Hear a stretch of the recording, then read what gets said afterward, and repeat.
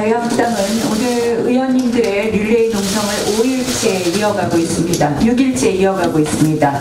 문재인 대통령에게 다시 한번 요구합니다. 조혜주 중앙선관위 상임위원 임명을 반드시 철회해야 합니다. 조혜주 의원은 스스로 또 사퇴해야 합니다. 선관위마저 대통령이 장악한다면 내년 총선이 공정하게 치러질 수 있겠습니까? 선거는 민주주의의 꽃입니다. 편향적인 조혜주 상임위원을 그대로 두고 내년 총선을 치른다면 문재인 대통령은 민주주의의 적으로 기억될 것입니다. 내년 총선은 문재인 정권이 저지른 3년간의 경제 실정과 민생 파탄에 대한 중간 심판의 장입니다. 문재인 대통령이 조혜주 선관위원을 중간 심판의 바람막이로 삼는다면 국민의 성난 파도에 직면할 것임을 깊이 새겨야 할 것입니다.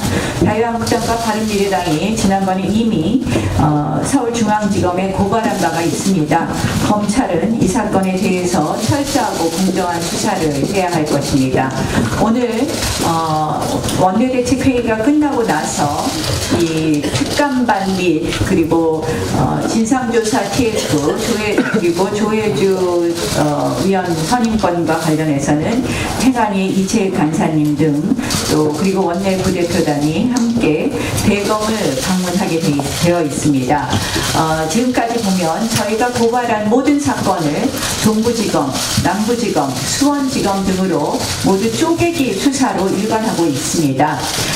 그동안 역대 정권에서 있어서 아주 중요한 사건에 대해서 특별수사본부를 설치한다든지 특별수사팀을 꾸려서 제대로 수사해왔던 것과는 아주 판이하게 다른 행태입니다. 저희는 다시 한번 검찰에 촉구합니다. 공정하고 철저한 수사를 신속하게 해줄 것을 다시 한번 촉구합니다. 그것이 바로 검찰이 그 검찰의 역할을 제대로 하는 길, 검찰이 중립적이고 독립적인 기구로 거듭나는 길이라는 것을 다시 한번 말씀드립니다. 오늘은 우리 한국 경제에 대해서 말씀드리겠습니다. 어저께 여러 가지 상황을 보면서 한국 경제의 어두운 그림자 넷에 대해서 말씀드리겠습니다. 한마디로 청와대의 오만함, 그리고 여당의 무지, 그리고 기득권 노조, 퍼퓰리즘 이 네 가지가 한국 경제에 그리운 어두운 그림자 넷 아닌가 이런 것을 최근 오늘 아침에 네 가지 경제 뉴스를 통해서 확인했습니다. 김현철 청와대 경제보좌관이 국민에게 큰 상처를 안겼다. 김현철 청와대 경제보좌관이 국민에게 큰 상처를 안겼습니다. 50대, 60대들 한국에서 할 일 없다고 SNS에 험악한 댓글 달지 말고 아세안으로 가라. 헬조선이라고 말하는 학생들을 몽땅 인도네시아, 태국 등의 한글 선생님으로 보내고 싶다라는 발언을 듣고 아연 실색했습니다. 고용 참사에 책임져야 할 청와대 경제보좌관이 청년과 장년을 싸잡아 불평 세력으로 간주하고 해외에 안 나가는 당신들 잘못이라고 합니다.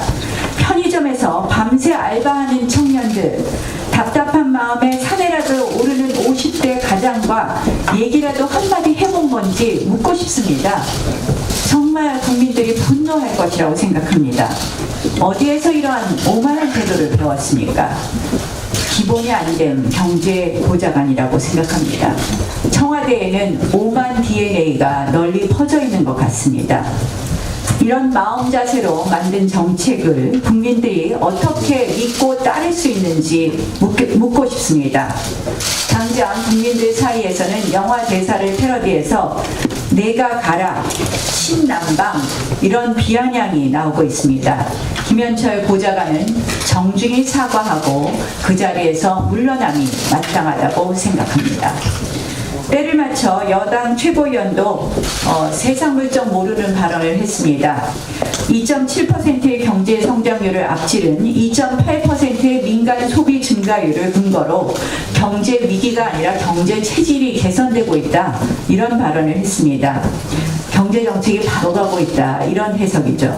한마디로 황당한 해석입니다. 2017년 경제 성장률은 3.1%, 민간 소비 증가율은 2.6%였습니다. 민간 소비 증가율이 높아진 것은 경제 성장률이 대폭 추락했기 때문입니다. 그래서 역전 현상이 발생한 것입니다. 작년 세계 경제 성장률은 3.7%입니다. 우리나라 경제 성장률이 세계 성장률보다 1% 이상 뒤처진 경우는 IMF 외환 위기 이후 처음입니다. 대한민국 정부의 정책 쇼크 때문에 나홀로 불황에 빠졌고 그 결과 소비율이 경제 성장률보다 높은 것을 갖고 이런 해석을 했다니 그 무지함에 황당할 뿐이고 그 무지함 역시 지금 대한민국 경제의 어두운 그림자 중에 하나라는 것을 지적합니다. 노동계에서 들려온 소식도 한국 경제의 어두운 그림자를 드리우고 있습니다. 민노총이 경사노위 참여를 거부했습니다. 지난해 말 정기국회에서 저와 홍영표 원내대표가 그 경제계의 각각 간절히 요청한 탄력 근로제 기간 확대에 대해서 합의안에 대해서 여러 가지 논의를 했을 때 무엇이라고 이야기했냐면 경사노위 의견을 참고해서 결정하겠다 했는데 아시다시피 이 경사노위 의견이 갑자기 끼어드는 것은 문재인 대통령의 말 한마디였습니다.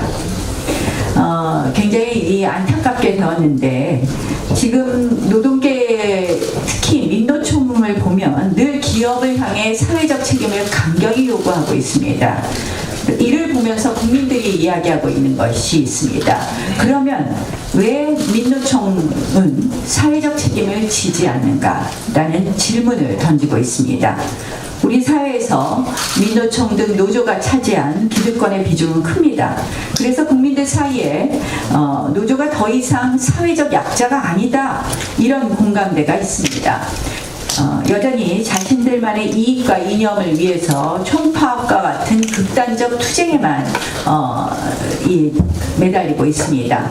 이제 노조도 숫자에서 절대적으로 다수를 차지하고 있는 비정규직, 영세 자영업자, 중소기업 근로자 등 더 열악한 상황에 있는 사람들에게 대한 배려를 배워야 합니다.